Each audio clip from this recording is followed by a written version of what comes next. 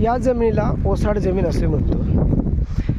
जो शेतकरी या जमिनीचा मालक असेल त्याच्यासमोर फार मोठं आव्हान असेल की हे सर्व दगडं बाजूला करून नांगरणी करून इथे पाण्याची व्यवस्था उपलब्ध करून त्याला त्याचा स्वतःचा उदरनिर्वाह करावा लागेल.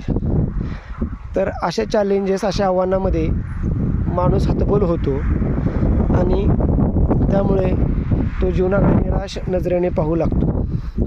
परंतु सामर्थ्य याच्यामध्ये आहे, निराश न होता कष्ट करून या जमिनीतून उत्पन्न काढून स्वतःच उदरनिर्वाह करून आपले जीवन आनंदीमय करणे. पण यासारखे मोठे चॅलेंज, आव्हान असू शकते. इथे आसपास कुठेही वस्ती नाही आहे, केवळ ही टॉवर लाईन गेलेली आहे, तुम्ही पाहू शकता. लाईट जरी पाण्याचं बोर मारलं तरी लाईटसुद्धा व्यवस्था करणे इथं अवघड होऊन जातं. अशा